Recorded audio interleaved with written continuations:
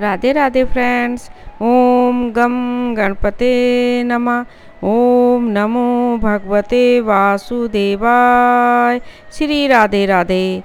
आप सभी भक्तजनों का इस नई वीडियो में स्वागत है। श्री गीता ज्ञान।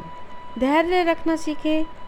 समय चाहे जैसा हो, धैर्य बनाए रखें।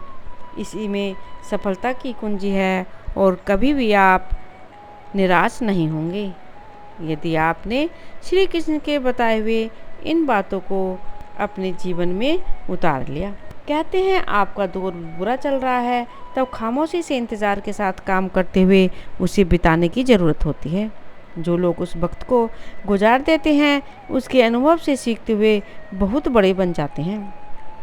श्री कृष्ण कहते हैं, धैर्य रखना साहसी लोगों का लक्षण है। वास्तव में धैर्य का फल मीठा होता है। दरअसल जो लोग धैर्य रखते हैं, उनका चीज़ों के विश्लेषण करने का मौका मिल जाता है।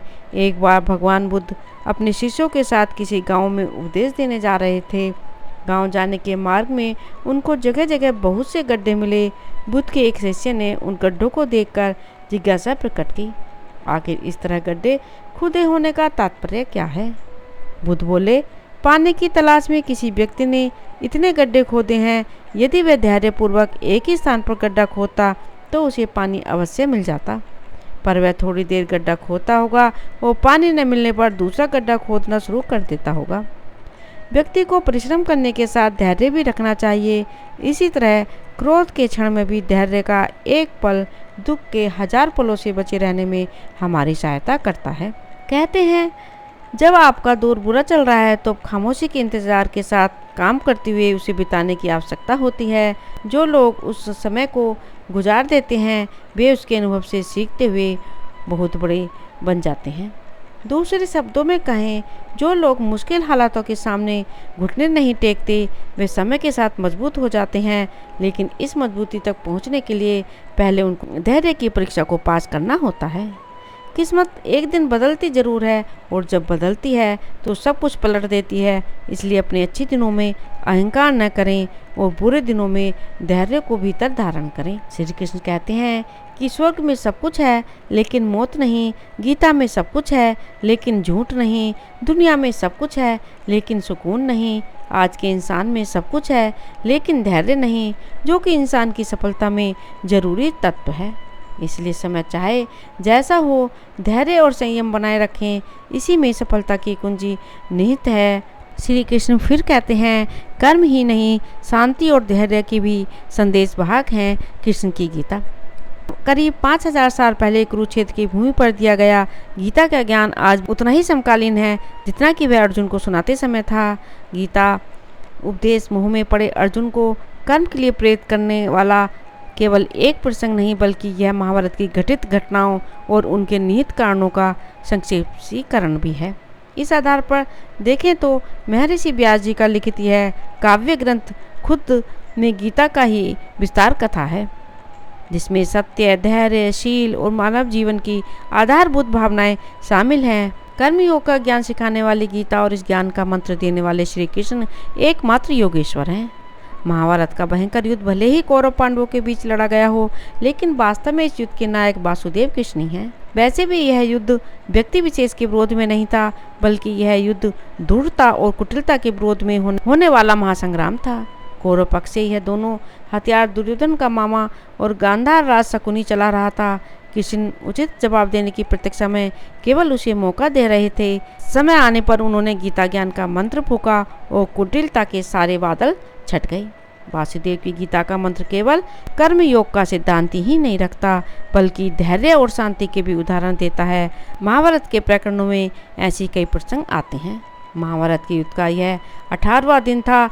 दुर्योधन की जांघें टूटने के साथ भीम की प्रतिज्ञा पूरी हो चुकी थी और कौरव सेना की सारी शक्तियां भी छिन-भिन हो चली थीं। 18वें दिन लंबे इस प्रयाण के बाद पांडव थक कर चूर हो चुके थे, और अब जबकि दुर्योधन उठने लायक नहीं बचा था, तो इसे ही अपनी जीत मानकर दबे पांव शिविर की ओर बढ़ रहे थे।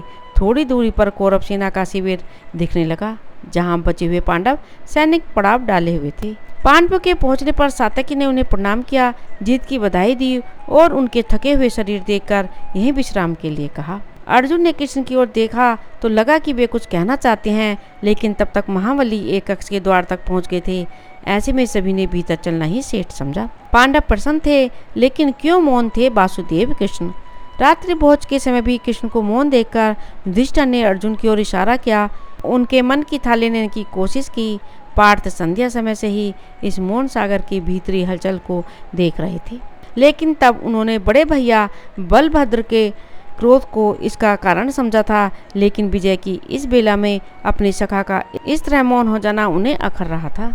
अर्जुन ने कहा, मधुसूदन, अब तक आपने बड़े भैया को विजय श्री की शुभकामनाएं नहीं दी, क्या अभी कुछ शेष हैं? माधव बोले, हाँ अर्जुन, अभी 18वें दिन के कुछ पहर शेष हैं। इस पर भीम तुरंत बोल पड़े, लेकिन शत्रुओं का मुखिया तो वहाँ तालाब के किनारे औंधे मुंह पड़ा है। इस वाक्यांश में महाबली में अभी अभी उपजा दर्प भी शामिल था। कृष्ण बोले, हे गदाधारी, जब तक आश्वस्त न हो जाओ विजय की घोषणा न करो। स्मरण रहे, अभी तक आप महाराज धृतराष्ट्र नहीं मिले हैं और उन्होंने अब तक सिंहासन रिक्त नहीं किया है। अर्जुन ने पूछा, तो क्या हमें अभी रात के इस पहर में ही हस्तिनापुर चलना होगा? अश्वत्थामा ने किया पांडव वंश का नाश। कृष्ण मुस्कुराए और बोले, नहीं पार्थ, अभी के लिए केवल तुम सभी को अपने शिविर में चलना चाहिए। पर इस पर सात्यकी ने कहा, लेकिन वासुदेव, युद्ध में पड़ाव पर विजय का भी महत्व है। यह पांडवों का अंतिम पड़ाव है। यदि बिना किसी निर्णय के पांडव यहाँ से लौटते हैं तो यह भी उनके कदम पीछे लेने जैसा होगा। सात्यकी की बात शास्त्र सम्मत थी, जिस पर सभी ने समवेत स्वर में सहमति जताई। कृष्ण की बात आई गई हो गई और इसके बाद सभी सोने चले गए। रात्रि के प्रथम पहर के बीतते ही द्रौपदी सुभद्रा के क्रंदन से सारा कुरुक्षेत्र थर्रा उठा। शोर सुनकर सभी भागे भागे पांडव शिविर में पहुंचे तो वहां पैरों तले जमीन खिसक गई थी। भूमि पर पांचों पांडव पुत्रों को और पांडव सेनापति धृष्टद्युम्न के सिर काटे सब पड़े थे। अब सभी कृष्ण को देख रहे थे और वे जड़वत खड़े थे, मानो कह रहे हों कि मैंने कहा था कि आज की रात अपने शिविर में चलो। पांडव दुर्योधन की जगह टूटने को ही अपनी विजय मान बैठे थे और बिना घोषणा के ही आश्वस्त हो रहे थे। कृष्ण ने दिया धैर्य का संदेश। अश्वत्थामा के इस दुष्ट कृत्य के बाद वासुदेव कृष्ण ने अर्जुन समेत पांडवों को संभाला और उन्हें सांत्वना दी। युधिष्ठिर को समझाते हुए कहा कि विलाप न करिए बड़े भैया, आइए चलें। अश्वत्थामा को उसके कृत्य का दंड तो देना ही होगा।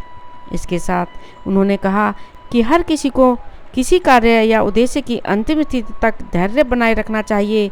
यही वह भावना है जो आपके विजित होने का अंतिम प्रमाण देती है। विजय की घोषणा से पहले ही जो भी सिर्फ अपने उत्कृष्ट प्रदर्शन को ही विजय मान लेता है, कई बार उसे निराशा ही मिलती है। राधे राधे। ओम नमो भगवते वासुदेवाय। श्री राधे राधे। यदि आपने इस चैनल को अभी तक सब्सक्राइब नहीं किया है तो प्लीज़ सब्सक्राइब करें। प्लीज़ ज़्यादा से ज़्यादा शेयर करें, लाइक करें, कमेंट करें। धन्यवाद।